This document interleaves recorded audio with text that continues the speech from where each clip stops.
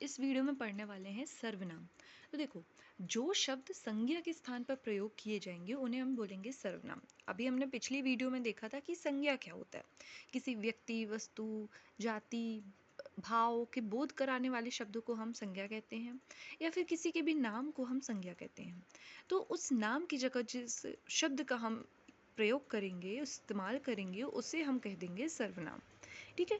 मतलब नाउन की जगह जो शब्द आएंगे उसे हम कहेंगे सर्वनाम।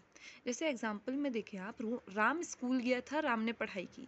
तो ये हम ऐसा थोड़ी ना बोलते कि राम ने मुझसे ऐसा बोला, फिर राम वहाँ गया, फिर राम ऐसा गया। नहीं, हम उसकी ऐसा, वह, ऐसे यूज़ करने लगते हैं ना। तो यही जो है, जो आप यूज़ करते हैं अननोइंगली, मतलब यूज़ तो आप करते हैं लेकिन आपको पता नहीं हम क्या यूज़ कर रहे हैं, तो ये सर्वनाम ही यूज़ करते हैं आप।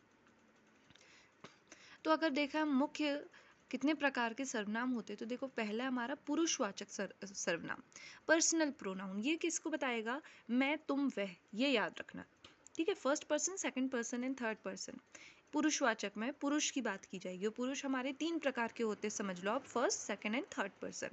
मैं फर्स्ट पर्सन, तुम सेकंड पर्सन, और वह थर्ड पर्सन। नाउ निश्चयवाचक सर्वनाम। निश्चयवाचक से आप याद करोगे डिमॉन्स्ट्रेटिव प्रोनाउन। ये बताएगा यह, वह, ये, वो, दिस, दैट, दोज। जो हम ये डिमॉन्स्ट्रेशन पढ़ते हैं ना इंग्लिश में, वैसे ही ये निश्चयवाचक।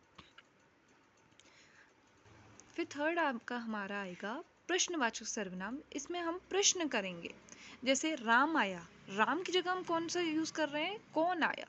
तो ये जो कौन हम क्यों यूज कर रहे हैं? राम की जगह मतलब संज्ञा की जगह एक ये कौन वर्ड का यूज कर रहे हैं, तो ये सर्वनाम होएगा। अब हम क्यों यूज कर रहे हैं? प्रश्न करने के लिए यूज कर रहे हैं, इसलिए इसको हम प्रश्नवाचक सर्वनाम कहते हैं। फिर संबंधवाचक। संबंधवाचक मतलब जो, जिस, जिसने, है ना, ये सब चीज़ें, रिलेटिव प्रोनाउन। फिर निजवाचक। निजवाचक में मतलब आप निजता बताएंगे, आप अपना क्या बताएंगे?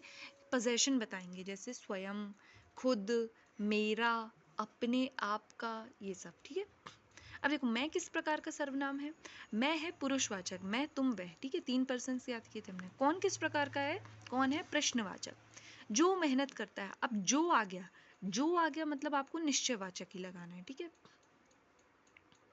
सॉरी, निश्चयवाचक नहीं, निश्चयवाचक हम कब लगाते हैं? डिमॉन्स्ट्रेशन में लगाते हैं। ठीक है। डिमॉन्स्ट्रेटिव में यह है, वह है, ये, वो।